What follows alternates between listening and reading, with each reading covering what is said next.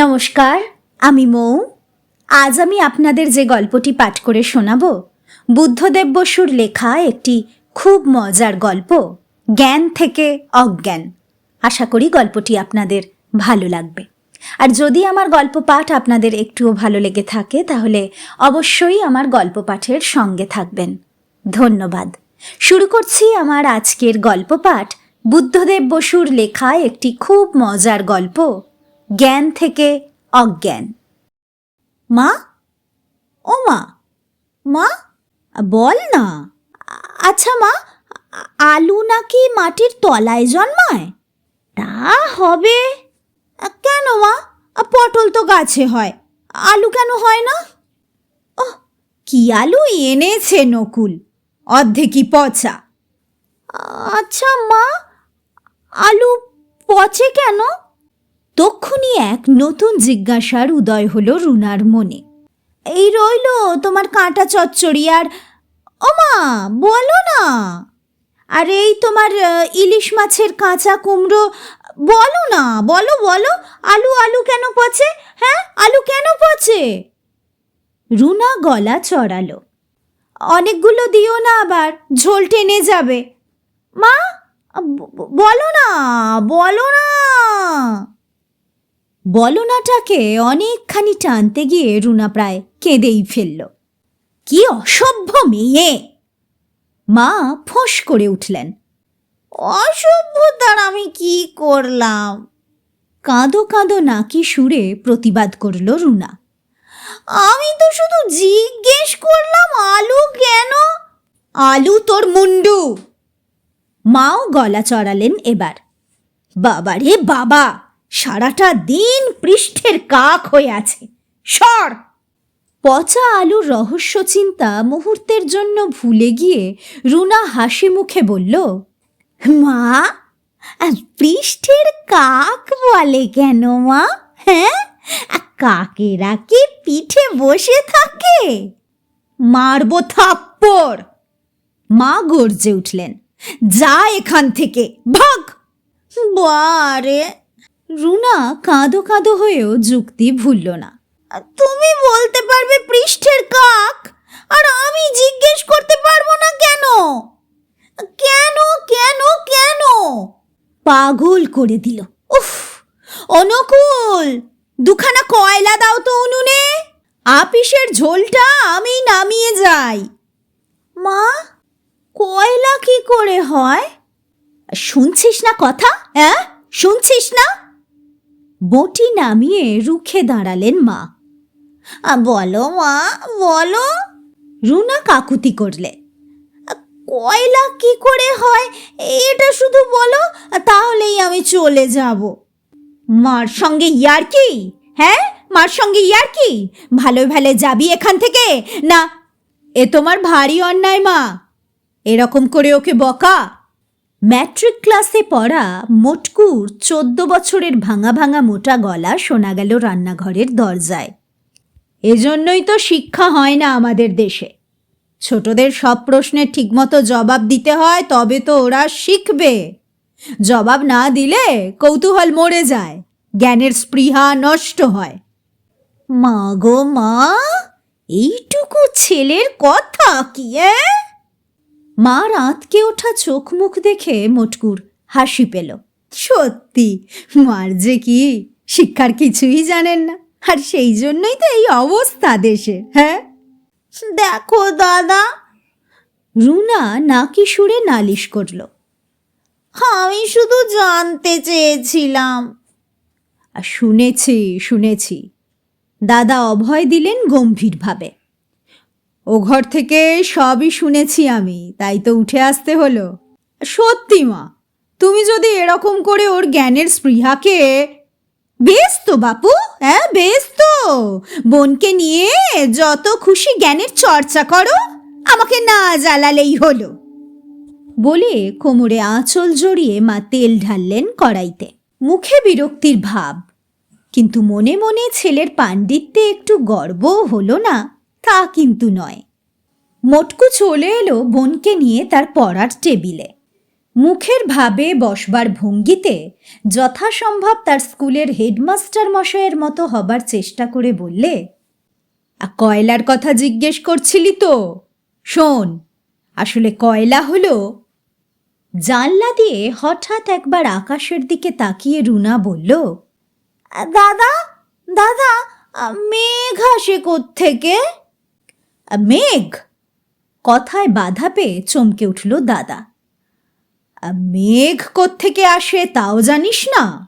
না তো, রুনা সরল চিত্তে স্বীকার করল। শোন তবে শোন। ম্যাট্রিক পড়া দাদা মেঘের ব্যাখ্যা আরম্ভ করলেন। রোদ্দুরে তো সমুদ্রের জল টেনে নেয়, আর সেই জল বাষ্প হয়ে আকাশে ওঠে। আচ্ছা দাদা, কাক কি কখনো সাদা হয়? হ্যাঁ, একটা একটা করে জিজ্ঞেস করো রুনা, এরকম করলে কোনোটাই তোমার জানা হবে না।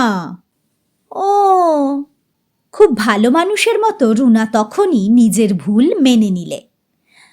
হ্যাঁ হ্যাঁ, বলো বলো বলো। সেই বাষ্পটাই আকাশে গিয়ে মেঘ হয় আর কি, বুঝেছিস? হ্যাঁ, বলে এতখানি ঘাড় কাত করল রুনা। তক্ষুনি আবার বলল, দাদা দাদা, আকাশ কি? আকাশ? আকাশ কি মানে?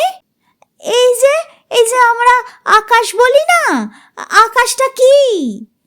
কি বোকার মতো! বলতে বলতে নিজেকে সামলে নিল মোটকু। একটু কেশে কপালে একবার হাত বুলিয়ে খুব নরম গলায় বলল, আকাশটা আসলে কিছুই না, শূন্য, মহাশূন্য, একদম ফাঁকা। একদম ফাঁকা? তবে যে আকাশে মেঘ করে, চাঁদ ওঠে। কি মুশকিল! বলছি যে একটা একটা করে কথা বুঝে নাও। একটা একটা করে না? হ্যাঁ? রুনা কথাটা বেশ হৃদয়ঙ্গম করে নিল। আচ্ছা আচ্ছা দাদা, আমরা আমরা এক বলি, একটা বলি, কিন্তু একটি তো বলি না, বলি একটি। কেন? হ্যাঁ? রুনা, মোটকু গম্ভীর গলায় বলল, এখন চুপ করো তো, আমার স্কুলের বেলা হলো, এদিকে 4টে অঙ্ক কষাও এখনো বাকি। বলে সে পেন্সিল হাতে নিয়ে সামনে খাতা খুলে বসলো তাড়াতাড়ি।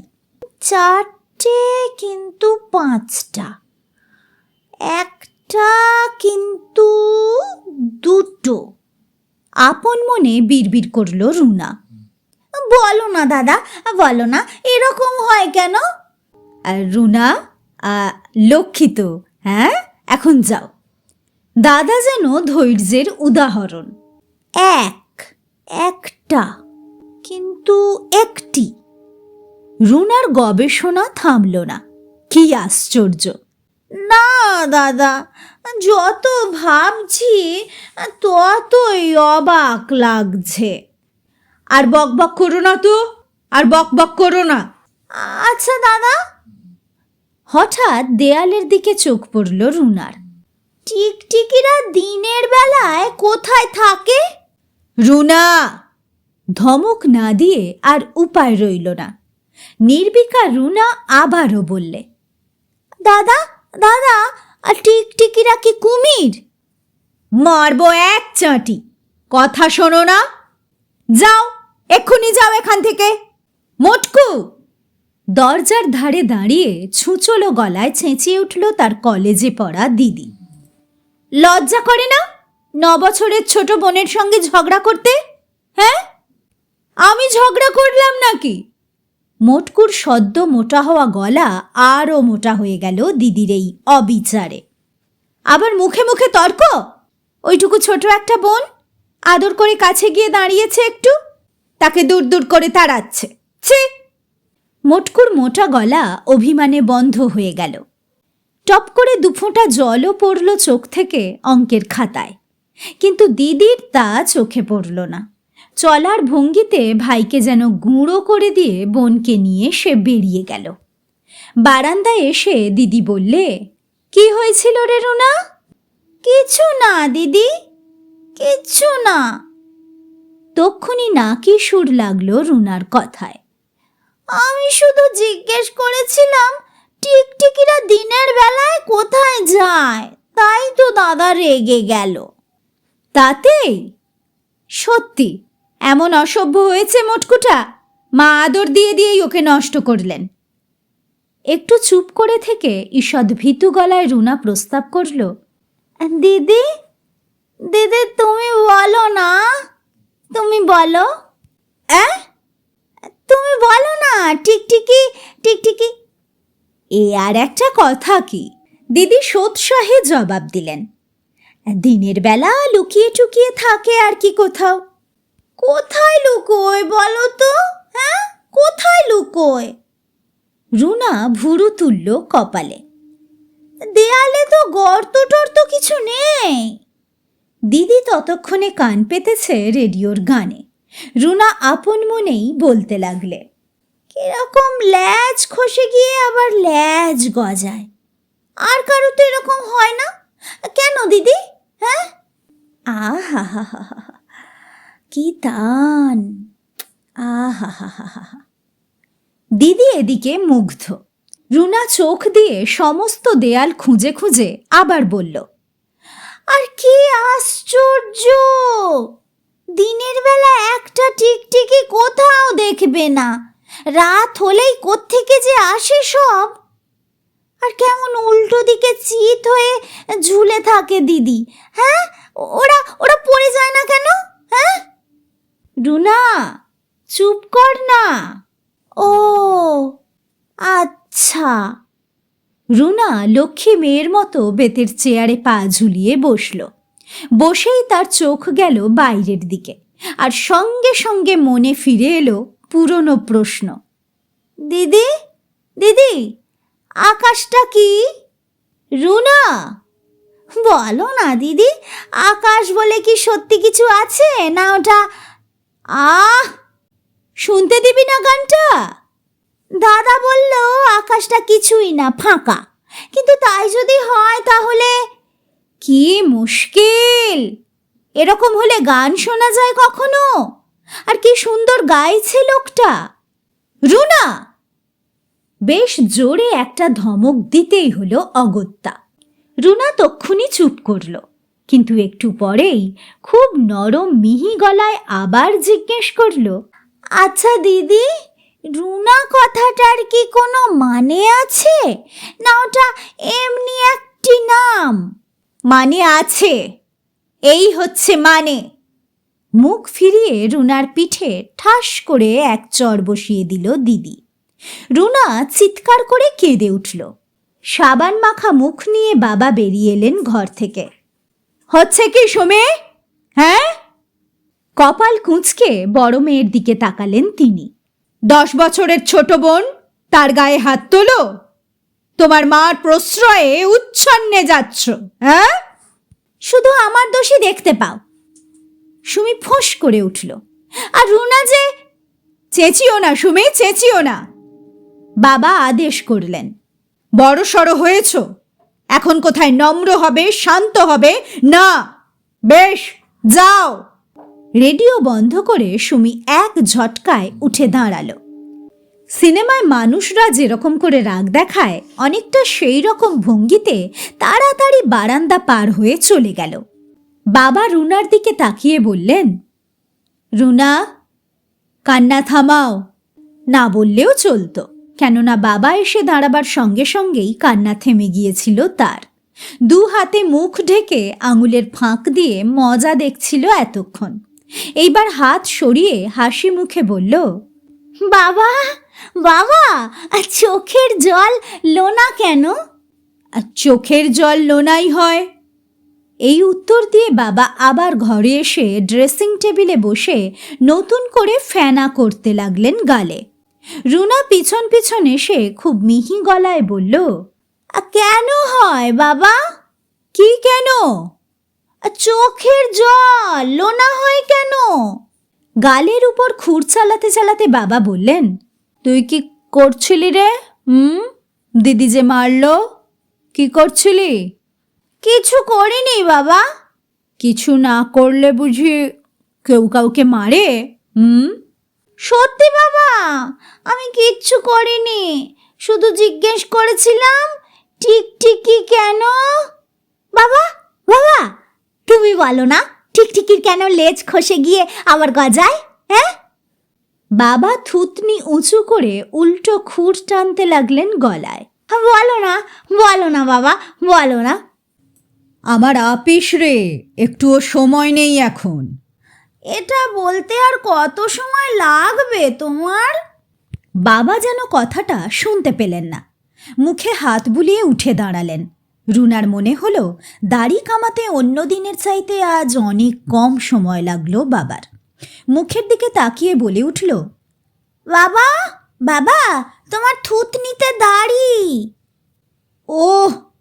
বাবা চমকে আয়নার দিকে এক পলক তাকিয়েই সরে এলেন। তা হোক, এখন আর সময় নেই, যাই। বলতে বলতে তোয়ালেটা গায়ে জড়িয়ে নিলেন।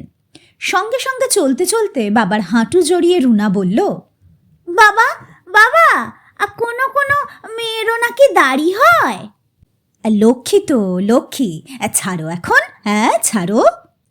সত্যি নাকি বাবা? হ্যাঁ সত্যি? একটু দাঁড়াও, স্নানটা সেরে আসি। আচ্ছা আচ্ছা বাবা, আচ্ছা আচ্ছা আচ্ছা, চোখের জলও লো না আর সমুদ্রের জলও লো না, তাহলে দুটো কি এক? বারান্দা দিয়ে হেঁটে যাচ্ছিলেন রুনার পিসিমা। দুঃখী মানুষ, শোকে তাপে কেমন পাগলাটে মতো হয়ে গেছেন। জানলার কাছে থমকে দাঁড়িয়ে তিনি বলে উঠলেন, হ্যাঁ রে, মানুষের কান্না দিয়েই তো সমুদ্র তৈরি হয়েছে। ওই তো। রুনার বাবার চোখ মুখ উজ্জ্বল হয়ে উঠল। সঙ্গে সঙ্গে, পিসিমার কাছে যাও, সব কথার জবাব জানেন তিনি, যাও। আর এক মুহূর্ত দেরি করলেন না বাবা। মেয়ের হাত থেকে নিজেকে আস্তে ছাড়িয়ে নিয়ে তক্ষুনি অদৃশ্য হলেন বাথরুমে। রুনা বারান্দায় এসে পিসিমার গা ঘেঁষে দাঁড়াতেই তিনি কিরকম একটু হেসে ভাঙা ভাঙা গলায় বললেন, কান্নার সমুদ্র রে, কান্নার সমুদ্র, সমুদ্রের শেষ নেই, আর মানুষের কান্নারও শেষ নেই। পিসিমা, তুমি সমুদ্র দেখেছ? আহা, দেখিনি, নারায়ণ নারায়ণ। বলতে বলতে পিসিমা দুহাত জোর করে কপালে ঠেকালেন। আর সত্যি কি সমুদ্রের শেষ নেই? সমুদ্রের শেষ কি রে? সমুদ্রের শেষ কি? খোনা গলায় হাসলেন পিসিমা। সমুদ্র বিষ্ণুর অনন্ত শয্যা, মানুষের চোখের জলে শুয়ে আছেন তিনি। বর্দি! একটি কঠোর কণ্ঠস্বর শোনা গেল হঠাৎ, আর রুনা দেখলে পিসিমার সামনে এসে দাঁড়িয়েছেন কাকামণি, যেন কলা গাছের সামনে বট গাছ উঠেছে। বর্দি, এসব কুসংস্কার শেখাচ্ছ মেয়েটাকে? চশমার পেছনে কাকামণির বড় বড় গোল চোখ দুটি জল জল করে উঠল। আহা, সমুদ্র সমুদ্র, বিষ্ণুর অনন্ত শয্যা, বলে দক্ষিণ দিকে মুখ করে পিসিমা প্রণাম করতে লাগলেন বারবার।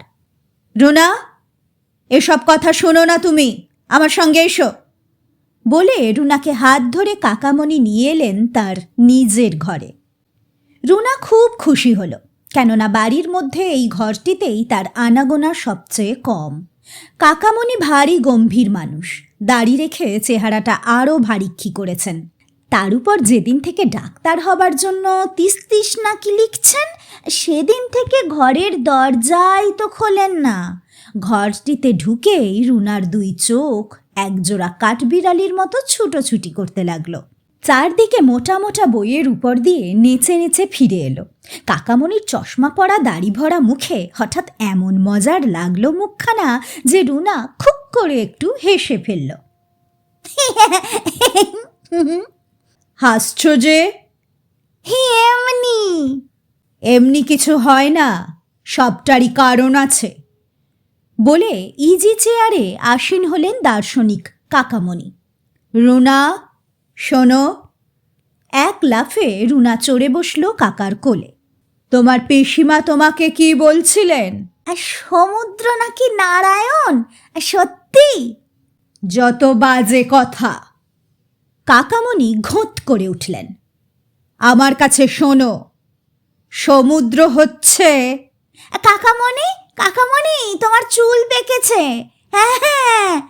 রুনা চেঁচিয়ে উঠে হাত রাখল কাকার মাথায়। আহা, নড়ো না, নড়ো না। মাথা সরিয়ে এনে কাকামণি বললেন, পাকা চুল থাক, তুমি কথাটা শোনো। কাকামণি, মানুষের চুল পাকে কেন? তারও কারণ আছে।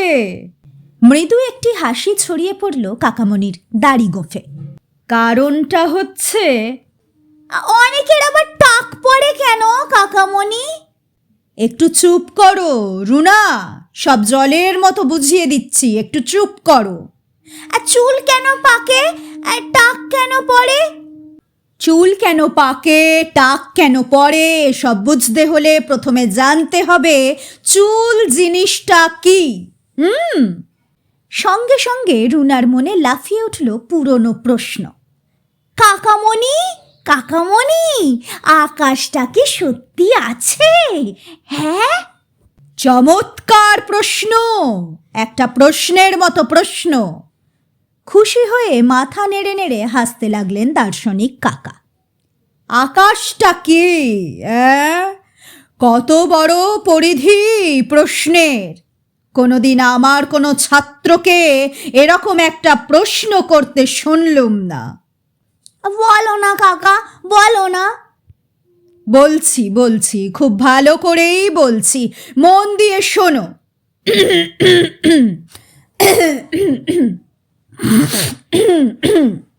গলা খাকারি দিয়ে কাকামণি আরম্ভ করলেন। চিন্তা থেকেই বস্তুর জন্ম, চিন্তা থেকেই কর্মের উৎপত্তি, চিন্তা মানেই অস্তিত্ব। কোনটা আছে আর কোনটা নেই এর মীমাংসা হতে পারে না যতক্ষণ না আমরা আমাদের স্বরূপ উপলব্ধি করি। কেমন? অতএব আমাদের প্রথম বিচার্য হলো... কাকামণি, কাকামণি, একটা আরশোলা। থাক থাক, কথাটা তুমি বুঝে নাও ভালো করে, কেমন? আমাদের প্রথম বিচার্য হলো... আচ্ছা কাকামণি, আরশোলা রক্ত নাকি সাদা? রক্ত কখনো সাদা হয়? আশ্চর্য জ্ঞান তৃষ্ণা। মুগ্ধ কাকামণি মনে মনে চিন্তা করলেন, এমন তো কখনো দেখিনি। এর সব প্রশ্নের যথার্থ উত্তর দিতে পারি এমন জ্ঞান তো আমার নেই। কোনো একজন মানুষের থাকাও বোধহয় সম্ভব নয়, কিন্তু তাই বলে নিরুত্তর থাকলে তো চলবে না। এতটুকু বয়সের মনে জিজ্ঞাসা যখন জেগেছে, তাকে অতৃপ্ত রাখা রীতিমতো অপরাধ হবে। আর আমার চেয়ে যোগ্য কোনো ব্যক্তি যখন হাতের কাছে নেই, আমাকেই চেষ্টা করতে হবে যথাসাধ্য। কাকামণি, কাকামণি, তুমি টিকটিকিকে আরশোলা খেতে দেখেছো? দেখেছো? রোজ দেখি রাত্রে। গম্ভীর গলায় জবাব দিলেন কাকামণি। আচ্ছা, আরশোলাগুলো তো এত বড় বড়, আর টিকটিকির মুখ তো ওইটুকু, পালিয়ে যেতে পারে না আরশোলারা? অত বোকা কেন? আশ্চর্য, আশ্চর্য। মনে মনে আবার তারিফ করলেন কাকামণি। শোনো শোনো রুনা, তোমার সব কথার জবাব এক্ষুনি দিতে পারবো না আমি, কিছু বই পড়ে নিয়ে পরে বলবো তোমাকে। এখন ওই আকাশের কথাটা শোনো। রুনার ফুটকি ফুটকি ফ্রক পরা কাঁধে মস্ত একখানা হাত রেখে দার্শনিক গুমগুম আওয়াজে বলতে লাগলেন, আকাশ বলে কিছু নেই, কিন্তু আকাশ আছেও। আকাশ বলে একটা সত্তা মানুষ চিন্তা করেছে, সেই জন্যই আকাশের অস্তিত্ব অস্বীকার করা যায় না। অর্থাৎ চিন্তা থেকেই যদি বস্তুর জন্ম হয় তাহলে আহা, ছটফট করো না রুনা, ছটফট করো না, চুপ করে শোনো। কাকামণি, জল খাবো, জল খাবো কাকামণি। জল খাবে? জল খাবার অনেক সময় পাবে, জল তো আর পালিয়ে যাচ্ছে না, আগে শুনে নাও এটা। আর চিন্তা থেকেই যদি বস্তুর জন্ম হয় তাহলে আবার কি হলো? কাকামণি, খিদে পেয়েছে। বারবার আমাকে বাধা দিও না রুনা, ওতে চিন্তার সূত্র হারিয়ে যায়। দুই হাঁটুর ফাঁকে ভাইজিকে আটকে নিয়ে কাকামণি তার মুখের উপরে রাখলেন তার চশমা পরা বড় বড় দুই চোখ। তোমার মনে জিজ্ঞাসা জেগেছে, এটা খুব সুখের কথা, কিন্তু ধৈর্য না থাকলে তো জ্ঞান হবে না কিছুতেই। শোনো এবার। বলে কাকামণি প্রমাণ করতে লাগলেন যে আকাশটা না থেকেও আছে। গুম গুম করতে লাগলো তার গলা, জলজলে হয়ে উঠল চোখ, নিঃশ্বাস পড়তে লাগলো ফোঁস ফোঁস করে, মাথার চুল মাঝে মাঝে কপালে পড়ে নাচতে লাগলো। কাকামণি, কাকামণি, কাকামণি। রুনা ডাকলো কয়েকবার, কিন্তু তার ক্ষীণ স্বর যেন রেলগাড়ির তলায় চাপা পড়ে গেল, আর রুনার গলা মিইয়ে এলো ক্রমেই। তারপর আর আওয়াজই বেরোলো না, চেষ্টা করেও নড়তে পারল না সে। কেমন অবশ হয়ে নেতিয়ে পড়ল কাকামণির আঁকড়ে ধরা হাঁটুর মধ্যে। থুতনিটা ঝুলে পড়ল গলার কাছে, চোখে যেন ঝাপসা দেখল, আর কানে শুনল শুধু গুম গুম গুম গুম গুম গুম আওয়াজ। শুনতে শুনতে তার মনে হলো সে যেন রেলগাড়িতে চলেছে, গাড়ি দোলা দিচ্ছে, গুম গুম গুম গুম ঘুম ঘুম ঘুম ঘুম। আহ, ভারী তো আরাম। ঘুম, ঘুম ঘুম ঘুম। অতএব আমাদের মীমাংসা এই যে আকাশ বস্তু না হলেও তার সত্তা আছে, বাস্তব না হলেও সে সত্য। অর্থাৎ ওল্টানো পেয়ালার মতো এই যে সুন্দর নীল আকাশ আমরা চোখে দেখতে পাই, সেটা আমাদের মনের মধ্যে ছাড়া আর কোথাও যদিও নেই, তবু মনের মধ্যে আছে বলেই সেটা সত্য। কেমন বুঝলে তো এবার? বলে মহা উৎসাহে ভাইজির পিঠে চাপড় মারলেন দার্শনিক কাকা, আর সঙ্গে সঙ্গে ভাইজিটি একেবারে লম্বা হয়ে পড়ে গেল মেঝের উপর। কি হলো? হ্যাঁ, কি হলো? দার্শনিক অবাক। পড়ে গেল? হ্যাঁ, পড়ে গেল? মরে গেল না তো? হার্ট খারাপ ছিল? একটু চেষ্টা করে ইজি চেয়ার ছেড়ে উঠে পড়লেন তিনি। তাই তো, হলো কি মেয়েটার, হলো কি? দুমদাম করে যখন ছুটোছুটি করে বাড়ি ভরে তখন তো স্বাস্থ্য বেশ ভালোই মনে হয়। নিচু হয়ে নাকের তলায় হাত রেখে তিনি বুঝলেন যে মেয়েটা মরে যায়নি। তাহলে আর কি অজ্ঞান হয়ে গেছে নিশ্চয়ই। অজ্ঞান হলে কি না করতে হয়? হ্যাঁ হ্যাঁ হ্যাঁ, মনে পড়েছে।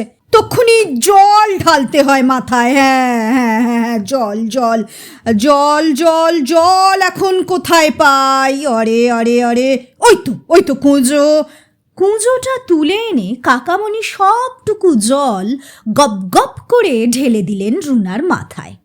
সবটা অবশ্য মাথায় পড়ল না, সারা গা ভিজে গেল, আর ছোটোখাটো বিল বইতে লাগলো মেঝেতে। কাকামণি দাঁড়িয়ে দাঁড়িয়ে দেখতে লাগলেন কি হয়। কিছুই হলো না, পলকও পড়ল না রুনার চোখে। তেমনি অজ্ঞান হয়েই পড়ে রইল জলের মধ্যে। তখন কাকামণি ঘর থেকে বেরোলেন বারান্দায়। বেশি খুঁজতে হলো না, বৌদিকে দেখা গেল পাশের ঘরেই, খাবার ঘর সেটি। টেবিলের সামনে দাঁড়িয়ে কি করছেন। স্বামীকে আপিসে, মেয়েকে কলেজে আর ছেলেকে স্কুলে পাঠিয়ে দিয়ে রুনার মা ততক্ষণে নিশ্চিন্ত হয়ে লেগেছেন তার সবচেয়ে শৌখিন চায়ের সেটটি পরিষ্কার করতে। এক হাতে সাবান জল ভেজানো ন্যাকড়া নিয়ে আর এক হাতে দুধের জগটি তুলে ধরে মনে মনে তারিফ করছেন তিনি। এমন সময় তার পিছনে দাঁড়িয়ে কাকামণি গম্ভীর গলায় বললেন, বৌদি, বৌদি, রুনা অজ্ঞান হয়ে গেছে। ঠাস! দুধের জগটি চৌচির হয়ে গেল মেঝের উপর। কাঁপতে কাঁপতে ফিরে দাঁড়িয়ে রুনার মা বললেন, কি কি? হ্যাঁ, রুনা অজ্ঞান হয়ে গেছে? হ্যাঁ হ্যাঁ। অবিচলিত কণ্ঠে উচ্চারিত হলো আবার। মা ছুটলেন দরজার দিকে। তুমি তুমি অস্থির হইও না বৌদি, অস্থির হইও না। পিছন পিছন চলতে চলতে কাকামণি আশ্বাস দিলেন, আমি ফার্স্ট এইড দিয়েছি, কিছু ভয় নেই, শোনো। কিন্তু কথা শেষ হবার আগেই মা ঘরে ঢুকে উপুড় হয়ে পড়েছেন মেয়ের মুখের উপর। বুকের উপর দু হাত ভাঁজ করে বিচক্ষণ গুরুজনের মতো কাকামণি দাঁড়ালেন ঘরের মাঝখানে। বৌদি, বৌদি, যদি বলো একজন ডাক্তারকে। কি হলো? হাসছ? তুমি হাসছ বৌদি? হরি হরি হরি হরি, মেয়েটা ঘুমিয়ে পড়েছে আর তুমি বলছো অজ্ঞান। আবার আবার জলে জলাকার করে দিয়েছো। আর মেয়েকেও বলি হারি, এই জলের মধ্যেই রুনা, অরুণা, রুনা, রুনা, অরুণা, অঘরে ঘুমুচ্ছে। এখন সর্দি হয়ে ভোগাবে আর কি আমাকে। আঁচলে মাথা মুছিয়ে দিয়ে মেয়েকে কোলে তুলে বিছানায় শুইয়ে দিয়ে আশ্চর্য কষ্ট করে উপরের ভিজে জামাটা খুলে দিতে দিতে মা বলতে লাগলেন, এই অসময়ে ঘুমিয়ে পড়লো? হ্যাঁ, স্নান হলো না, খাওয়া হলো না, কি করছিল এখানে চুপচাপ বসে বসে? আমি তো কখন থেকেই ভাবছি রুনার যে সারা শব্দ নেই বড়। তা তোমার কাছে কে এসেছিল বলে এ ঘরে আসিনি খোঁজ করতে? আমার কাছে? হ্যাঁ, কে এসেছিল? বাবা। হ্যাঁ? আঙুল দিয়ে মেয়ের চুল আঁচড়ে দিতে দিতে মা একটু হাসলেন। এক্ষুনি ভুলে গেলে? হ্যাঁ, এতক্ষণ কথা বলছিলে কার সঙ্গে? আর কথাও কি সোজা? হ্যাঁ, বেচারিকে ঘায়েল করে দিলে একেবারে, একটা কথা বলতে পারলো না জবাবে। এতক্ষণ ধরে তোমার গলায় শুধু শুনলাম তো। কাকামণি দাড়িতে এবার হাত বুলিয়ে চশমাটা নাকের উপর ঠিক করে নিলেন। কপাল একটু কুঁচকে অসাধারণ গম্ভীর মুখে চুপ করে রইলেন। তা তোমার সঙ্গে এঁটে উঠতে কে পারবে বলো? হ্যাঁ, কে পারবে? নিচের জামাটাও ভিজে গেছে দেখছি। যাই যাই, জামা নিয়ে আসি ও ঘর থেকে। ইস, অমন সুন্দর সেটটা কানা হলো। বৌদি কি আমাকে ঠাট্টা করলেন? দার্শনিক কাকা মনে মনে ভাবলেন। সেদিন সারাটা দুপুর আর দুপুরের পরে বিকেল ভোর রাত্রিরে বিছানায় শুয়ে শুয়ে এই কথাই চিন্তা করলেন তিনি। বৌদি কি আমাকে ঠাট্টা করলেন? বৌদি কি আমাকে ঠাট্টা করলেন? বৌদি কি আমাকে ঠাট্টা করলেন? ভেবে ভেবে সারা রাত তাঁর ঘুম হলো না।